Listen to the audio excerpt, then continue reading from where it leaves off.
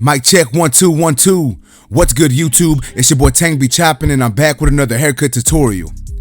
Alright guys, what we gonna be doing on this cut is a number 2 on top and a taper. And as you can see, I'm going in with my number 2 guard. I am using the Barber Pro Premium guards, and I am using my 50 cal BMG. Going over the top of the number 2 guard, we're gonna clear all this bulk, or not even all this bulk, but we're just gonna get down all this length to that desired number 2 guard. And then on the sides, I'm actually gonna be doing a guard shorter, so I'm gonna be doing a 1.5 guard on the sides. And the reason for that is I feel that it helps give a more even look. A lot of times the hair on the side of your client's head tends to be a little thicker and just a little fuller, or sometimes it even grows out more instead of laying down. So I feel if you go half a guard or a full guard shorter, it gives a better illusion that the haircut is all even. And I hope that makes sense. But as y'all can see, my client did have a lot of hair on top. I believe he told me it had been about 2 months, maybe even 3 months before he came, before his last appointment. So I said, you know what, guys, I'm gonna go ahead and record this one. It's gonna be a nice transformation. So I'm gonna go ahead and record this for the tube, you know what I'm saying? But as y'all can see, I'm just taking that 1.5 guard right now, clearing all the bulk off the side of my client's head, getting all that down to that 1.5 guard. That way I can start my taper.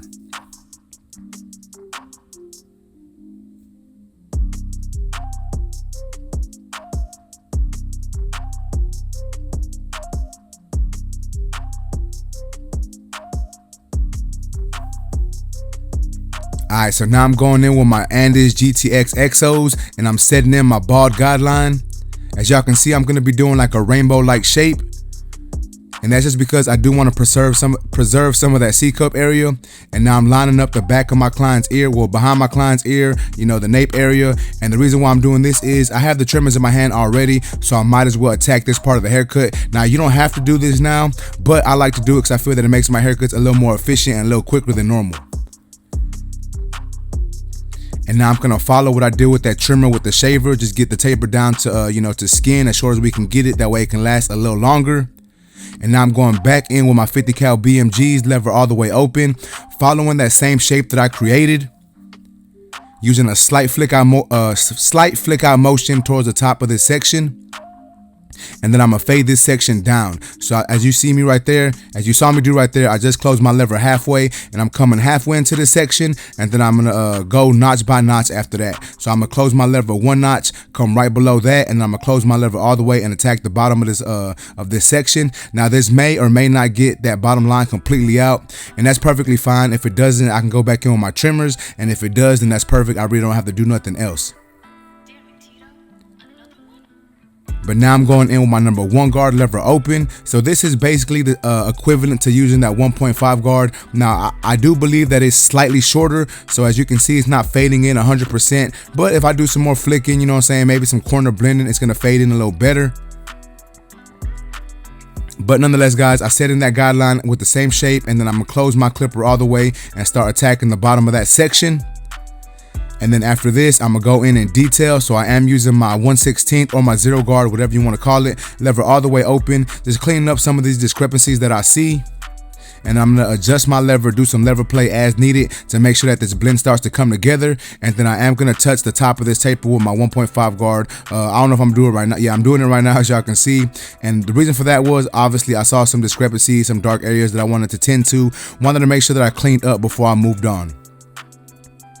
Now, I say this a lot, guys, don't overthink it, don't overdo it, but at the same time, if you see something you need to attack, go ahead and do it. And then if you need a detail after that, do what you gotta do to make sure the haircut comes out, but also try to keep it as simple as possible. I hope that makes sense. I'm really not trying to confuse y'all too much with what I'm trying to say, but I just want y'all to understand that sometimes you will have to detail a little more than other times. So even though I say keep it simple and don't overthink it, if you see something, go ahead and attack it and clean it up.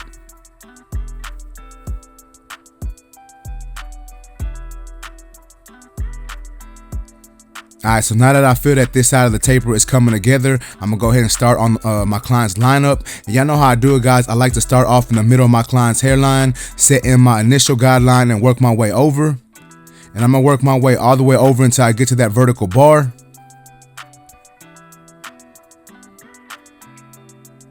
We're gonna hit that vertical bar, try to get it as sharp as we can, and then we're gonna attack that C-cup afterwards. And we don't want to push any of his hairline too far back, whether it be the front edge up, the vertical bar, or the C cup. But so a lot of people will say that this is a pushback right here on the C cup, but it's really not a pushback. You know what I'm saying? I'm just cleaning up the C cup area to where it leaves a nice crisp line. And I just wanted to state that, guys, because a lot of people are scared to go into the hair a little bit. They're like, oh, I don't want to push this in because then I'm gonna give my client a pushback. It's not a pushback. Most of the times you have to reconstruct a little bit of people's hairlines to make them look super sharp.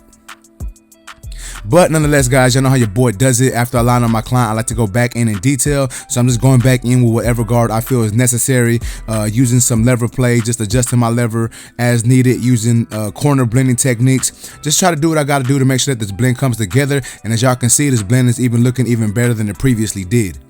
And that's why I like to do my steps the way I do them. Taper my client up, line him up, and then go back and detail. And then once I detailed, now I'm going back in and just touching up some of my client's edge. And the reason for that is, guys, a lot of times when I'm doing videos, I don't show me doing the whole edge up. Like, I'll just put little clips of me edging my client up, but 9 times out of 10, I edge up my client like 2 or 3 times before y'all even see the finished product. And the reason for that is there's gonna be little hair sticking out. You're not gonna get it straight all the time. You're gonna have to go back in and, you know, attack some areas to make it straight. And I just cut all that out because I feel that's like excess footage that y'all really don't need to see. But anyways, guys, like I was saying, now we're moving on to the opposite of my client's head. We're doing the same exact thing, setting the guideline, line him up behind the ear, hit it with the shaver, and now I'm going in with my lever open, fading downward. And then I'm going to attack it with my number 1 guard lever open. And remember, guys, I'm doing the same exact steps that I did on the opposite side.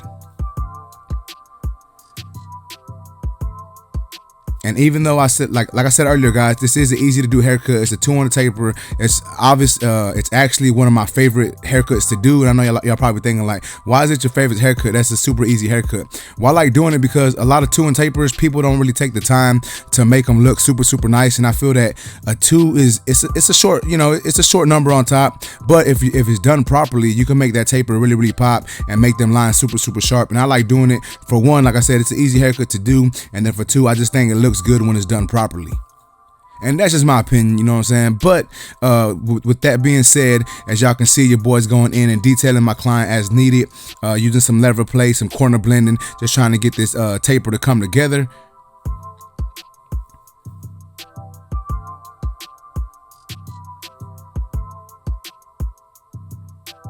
And I appreciate everyone who's made it this far in the video.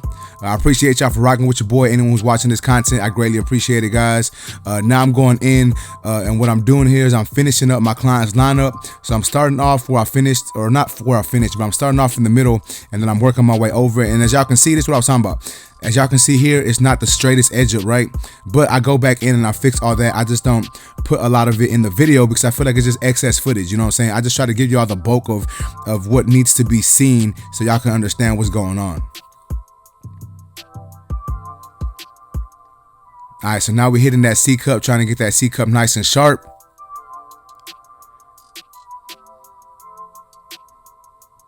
And now we're going back in, detailing my client, trying to make sure that this taper really comes together nice and that the blend is just super icy.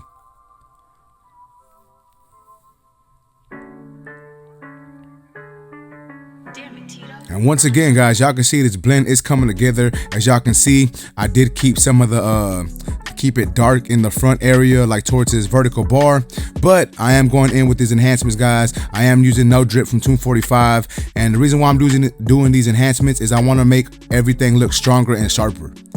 And we already seen it, guys. The haircut was already looking good before I decided to do this, but doing this just makes it just takes it to the next level, you know what I'm saying? And once again, guys, I don't like to spray too much on my client to where it looks fake. I like to spray just enough to where it looks nice and natural, but still super sharp. And then as y'all see me do right there, I put some hairspray on my client, and now I'm going back in with some hair fibers. And the reason why I'm doing this is I feel that the hair fibers leave a little more natural finished look. So that's why I'm putting the hair fibers in. That way it can look a little more natural than just the dye.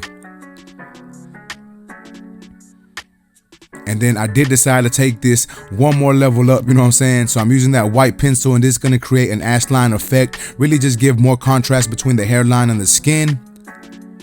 And I see a lot of people when they use the pencil, guys, they don't blend it out. You want to make sure you blend out the pencil, and I'm gonna show you how to do that right here. So I'm just tracing the hairline, basically like right where the hairline meets the skin. And then I'm gonna go in with my trimmers, fade that out, and then I'm gonna hit it with the razor to fade that out. And as y'all can see, it's leaving the lineup looking a lot more sharper. But you still want to make sure you fade out that line, guys. Obviously, you put it there for a reason, but it doesn't need to look so harsh and so dominant. You got to fade it out a little bit. That way it gives a nice faded transition. I hope that makes sense.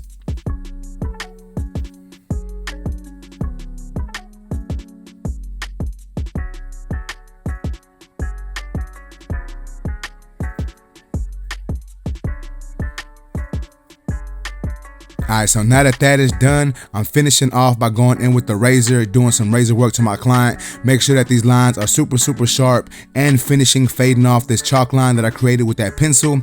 And as y'all can see right here, them lines are looking sharp and crisp and just super nice, you know what I'm saying? And you don't have to do this to all your clients. I don't do it to every single one of my clients. Some clients don't like all this extra stuff. They just want the haircut and they want to get out.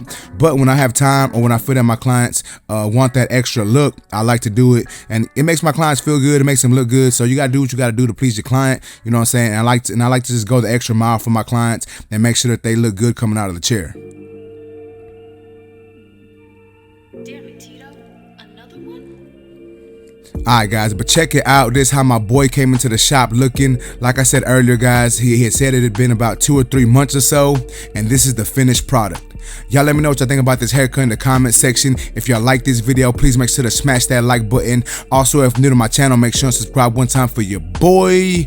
Remember, guys, if you want a haircut from your boy, you got to be in the Houston, Texas area. You can go to my website, tangbychopping.com. You can book on there. And that's basically it, YouTube. I really appreciate y'all for watching. Until next time, let's go. Yeah.